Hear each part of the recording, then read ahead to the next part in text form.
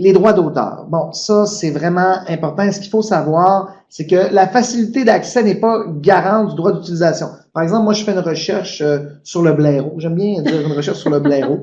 Et bon, je vais taper le blaireau et je vais avoir une manne et une panoplie d'informations, de sites Internet, de livres, des images, des PDF qui ont été créés, des études universitaires.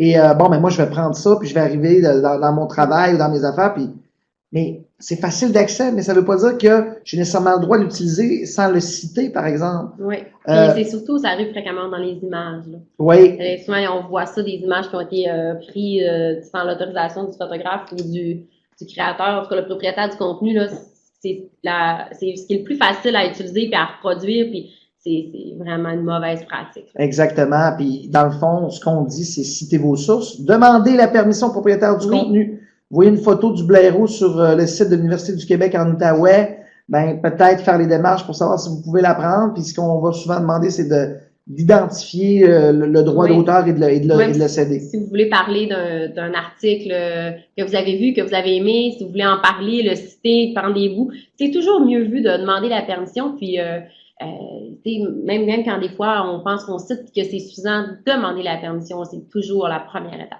Et les contenus que l'on publie peuvent aussi être soumis aux règles d'utilisation des différents propriétaires. Oui. C'est eux qui l'ont créé, donc c'est à eux, donc c'est eux autres qui décident qu'est-ce qu'ils en font. Oui, on peut avoir du contenu dont les gens ont une licence simplement pour une utilisation imprimée, puis que sur le web, c'est quand même pas permis dans la licence, il faut vérifier qu'est-ce qu'on a le droit de faire et qu'est-ce qu'on n'a pas le droit de faire. Exactement. Et c'est pas parce que vous payez pour un contenu que vous achetez les droits. Donc, j'utilise cette photo-là une fois, mais je l'ai pas à vie, là. Oui. Tu sais, souvent, faut repayer. Et j'ai des exemples de cas incroyables. Il y a entre autres un magasin que je connais qui est sur le web et tout ça et qui ont pris une photo et qui ont mis sur un blog et ils ont eu des pépins avec ça. Et le photographe en question a vu passer ça et il a réclamé un chèque de la part de la compagnie et ça arrive fréquemment. J'ai un ancien étudiant que ça m'est arrivé aussi dans le coin de Montréal. Il a vu, lui, c'est encore plus insultant, il a vu sa photo, c'est un excellent photographe, il a vu sa photo carrément être prise sur son site puis être mis sur ce site de ce grand hôtelier-là montréalais. Il était en beau fusil, donc il a communiqué avec eux et ils sont attendus sur un cachet. Tu sais. Donc, c'est pas à prendre à la légère. Non, puis ça... Vas-y. Non, mais vas-y. vas-y. Je voulais dire que ça inclut aussi les publications des gens, les hashtags. Tu sais, c'est pas parce que vous avez du contenu que vous avez trouvé à partir d'un hashtag. On parlait de photos d'un hôtelier. Pas parce que j'utilise le hashtag de l'hôtel que je leur donne l'utilisation d'utiliser ma photo, l'autorisation d'utiliser ma photo. Donc, c'est quand même assez au sens large, là, ce qu'on entend comme demander la permission puis s'assurer d'avoir les droits. Là. Et ce qu'on peut vous dire en terminant dans ce dossier-là des droits d'auteur, c'est que bon, il y a toujours le fait de le faire, puis de penser peut-être, la pensée magique que ça arrivera jamais, mais ça arrive très fréquemment qu'il va y recevoir des appels, un courriel de gens qui seront pas contents, puis qui vont vous faire savoir. Le web, ça va vite, puis on est toujours à une personne, du pape qu'on dit? Ou à quelques personnes. 6 degrés de séparation. 6 degrés de séparation du pape, mais c'est la même chose avec les droits d'auteur, et même encore moins. Quand vous faites quelque chose, c'est sûr qu'il y a quelqu'un qui l'a vu passer et qui peut le signaler. Mais il y en va de la réputation de notre entreprise aussi. Puis faut pas oublier ça. Non plus, ça se reflète directement sur l'image que les gens ont de vous. C'est pas que vous utilisez des photos sans demander l'autorisation. Rigueur.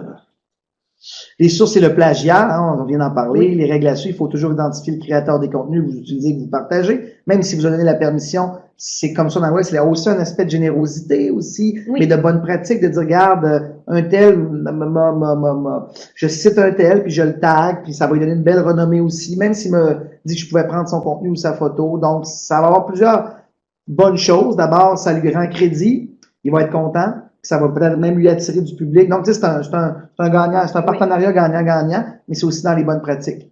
Les règles académiques sur le plagiat s'appliquent aussi sur la toile. Je pense que ça en va de soi. Et prudence en cas de doute. Ça, c'est ma blonde qui me dit ça. Et faut dire que ta blonde est... Oui, ma blonde est avocate. Et elle m'a toujours dit, Pierre-Luc, en cas de doute, abstiens-toi. Et définitivement, je tiens à le dire ici, dans ce module-là, section 4, officiellement. Si vous avez un doute dans l'Internet, quelque chose qui est balisé, vous ne le savez pas, vous n'avez pas l'information, abstenez-vous. Parce que vaut mieux s'abstenir que commettre l'irréparable. Surtout quand on parle au nom d'une organisation et qu'il y a plusieurs choses en jeu, là. Exactement. On prend pas de chance. Il y a beaucoup de risques à prendre à cet effet.